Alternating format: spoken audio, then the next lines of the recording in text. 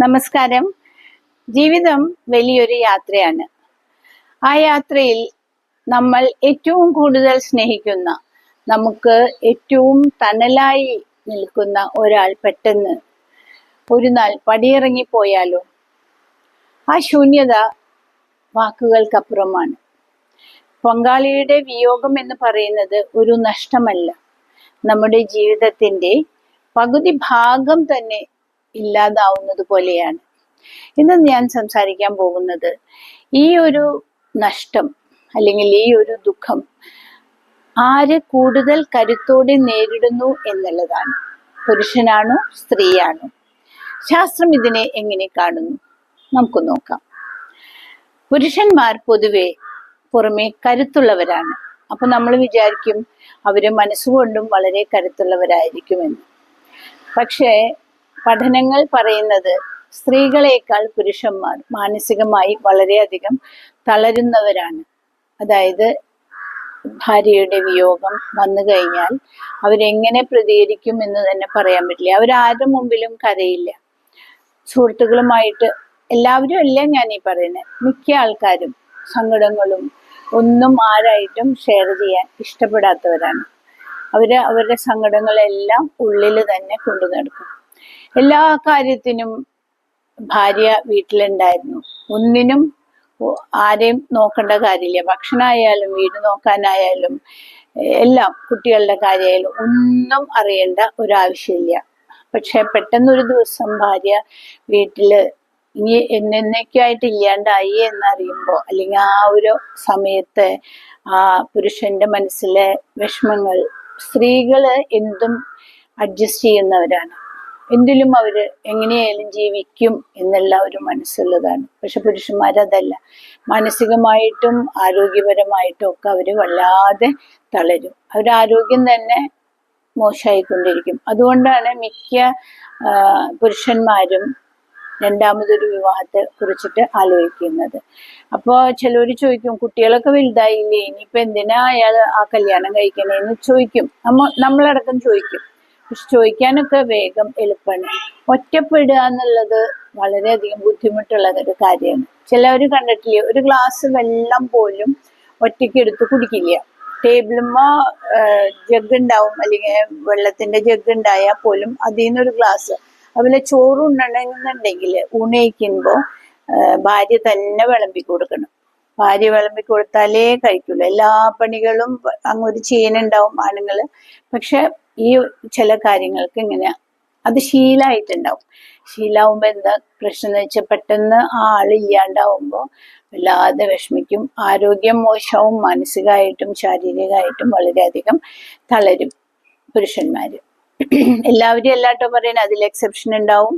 പക്ഷെ മിക്ക പുരുഷന്മാരും അങ്ങനെയാണ് എന്നാണ് സ്റ്റഡി പറഞ്ഞു നിൽക്കുന്നത്. എനിക്ക് പൊതുവെ കുറെ ആൾക്കാരെ കണ്ടിട്ടുള്ളതെന്ന് മനസ്സിലാവുന്നത്. പക്ഷെ എൻ്റെ അച്ഛന് 42 വയസ്സൊക്കെ ഉണ്ടായുള്ളൂ എന്നാ പറഞ്ഞിട്ടേക്കണേ അമ്മ മരിക്കുമ്പോൾ. പക്ഷെ ഞങ്ങൾ 4 പെൺകുട്ടികളായിരുന്നു. ഞാൻ ഏറ്റവും താഴെയുള്ളതായിരുന്നു. പക്ഷെ വലിയച്ഛൻ്റെ മുകളിലുണ്ടായിരുന്നു, ഇവിടെ ഉണ്ടായിരുന്നു. അത് കാരണം ഞങ്ങളൊക്കെ ഇങ്ങനെ വലുതായിട്ട് പോന്നു. പക്ഷെ അച്ഛൻ എന്തൊക്കെ സഫർ ചെയ്തിട്ടുണ്ടാവും എന്നുള്ളത് എനിക്കിന്നിപ്പോ ഈ വയസ്സിൽ മനസ്സിലാവുന്നു.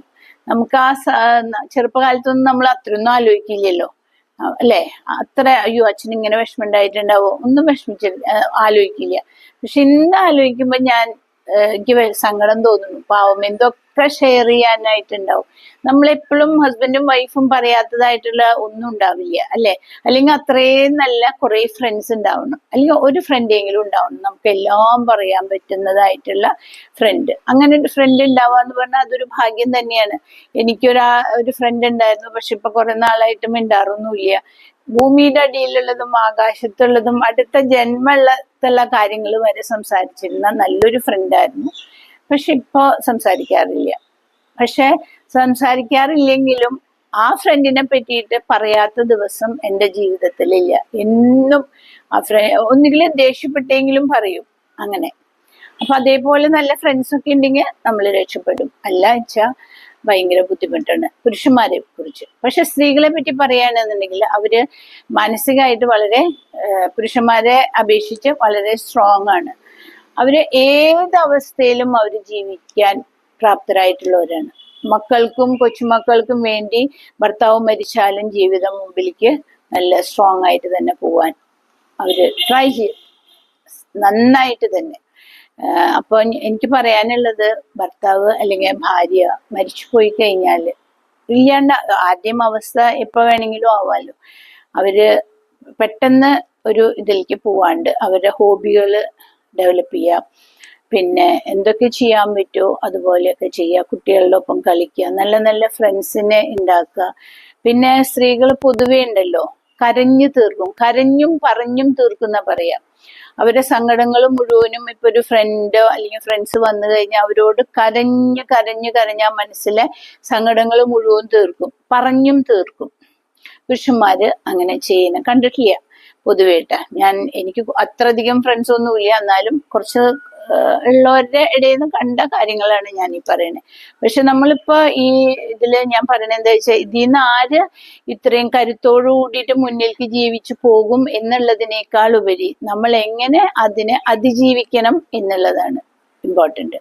നമ്മുടെ ആരോഗ്യം നോക്കുക, വ്യായാമങ്ങൾ ചെയ്യുക, പിന്നെ മെഡിറ്റേഷൻ, പിന്നെ ഇഷ്ടമുള്ള കാര്യങ്ങൾ എല്ലാം ചെയ്യുക.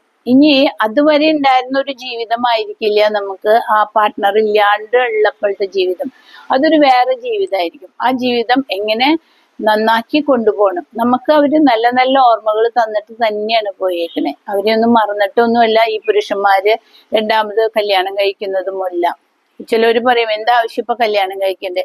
അവർക്ക് ആ ലോൺലിനെസ് എന്താ പറയാ സഹിക്കാൻ പറ്റണില്ല. അതുകൊണ്ട് മാത്രം കൂട്ടിനൊരാളുണ്ടാവുക എന്ന് പറഞ്ഞു കഴിഞ്ഞാൽ അതും ഒരു ഭാഗ്യം തന്നെയാണ്. മിണ്ടിയും പറഞ്ഞിരിക്കാൻ, പ്രത്യേകിച്ച് പ്രായമാവും തോറും മിണ്ടിയും പറഞ്ഞിരിക്കാൻ ഒരാള് നമ്മുടെ ഒപ്പം ഉണ്ടാവുക എന്ന് പറഞ്ഞാൽ അതൊരു വലിയ ഭാഗ്യം തന്നെയാണ്. ഭാഗ്യം ഇല്ലാത്തവര് ചെയ്യുക, അല്ലാണ്ട് ഇപ്പൊ അത് അയ്യോ മറ്റുള്ളവർ എന്ത് പറയും അല്ലെങ്കിൽ ആൾക്കാർ എന്ത് പറയുന്നൊന്നും വിചാരിച്ച് ജീവിക്കാതിരിക്കുക.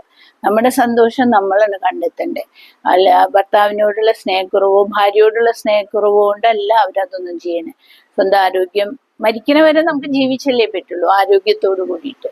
അപ്പോൾ എല്ലാവരും നന്നായിട്ട് തന്നെ കരുത്തോടു കൂടി തന്നെ ജീവിക്കാൻ നോക്കുക. പുരുഷന്മാര് മെന്റലി വീക്കാണ് എന്ന് നമുക്കറിയാം. സ്ത്രീകള് മെന്റലി നല്ല സ്ട്രോങ് ആണ്. അവര് ഏതൊരു സന്ദർഭത്തിലും അവര് വളരെ സ്ട്രോങ് ആയിട്ട് നിൽക്കുന്ന കണ്ടിട്ടില്ലേ. ഞാനും ഒരു സ്ത്രീയാണ്, അതുകൊണ്ട് മാത്രമല്ല പറഞ്ഞ്. അപ്പോൾ അടുത്ത വീഡിയോയിൽ കാണുന്നവരെ ബൈ.